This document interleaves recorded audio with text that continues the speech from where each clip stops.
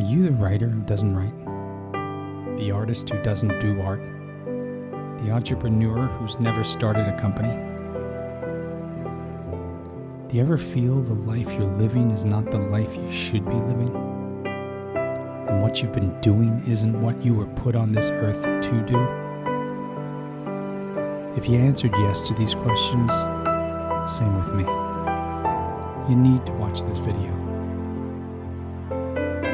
For the longest time, I always felt I just wasn't talented enough. I didn't have it in me. For those lucky few, they were just born with it. Their work, their art, their enterprises, it just came freely, naturally for them. After reading The War of Art by Steven Pressfield, I realized that just wasn't true. Not true at all. It took Pressfield more than 30 years to publish his first book. 30 years. He struggled from the age of 24 to 32. Resistance kicked his ass. From the East Coast to the West Coast and back again 13 times. I thought the artist merely sat around smoking cigarettes, staring into oblivion, waiting for inspiration to unlock the floodgates of creativity. That thinking is the thinking of an amateur. Pros, professionals, as Pressfield writes. They do the work every day like farmers work the land day in and day out. No excuses. They do the work. Here's a passage from the book describing Pressfield's morning routine. What I do. I get up, take a shower, have breakfast. I read the paper, brush my teeth. If I have phone calls to make, I make them. I've got my coffee now. I put on my lucky work boots and stitch up the lucky laces that my niece Meredith gave me. I head back to my office, crank up the computer. My lucky hooded sweatshirt is draped over the chair with a lucky charm I got from a gypsy in Saint Marie de la Mer for only $8 in francs. And my lucky Largo name tag that came from a dream I once had. I put it on. On my thesaurus is my lucky cannon that my friend Bob Versandi gave me from Morro Castle, Cuba. I point it toward my chair so it can fire inspiration into me.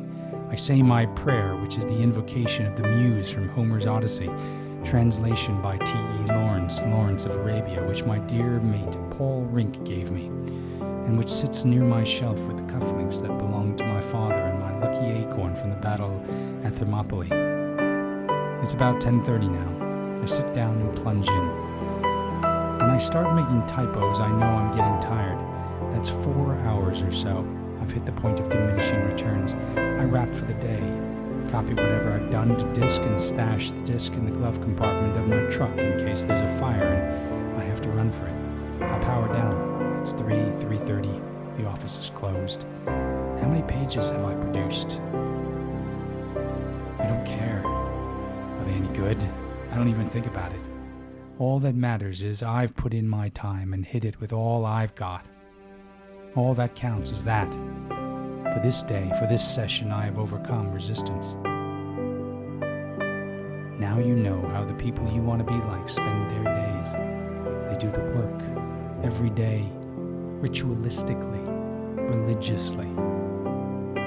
The difference between you and them, between your life and the life you want to live, might not be talent at all. Rather, it may very well be routine and discipline, dedication and doing the work every day. When you start working and living like this, things will start to change. Hitler wanted to be a painter. Have you ever seen his works of art? No one has.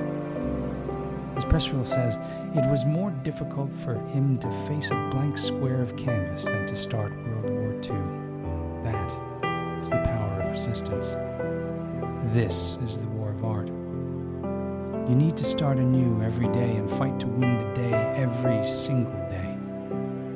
Maybe you're thinking about starting tomorrow.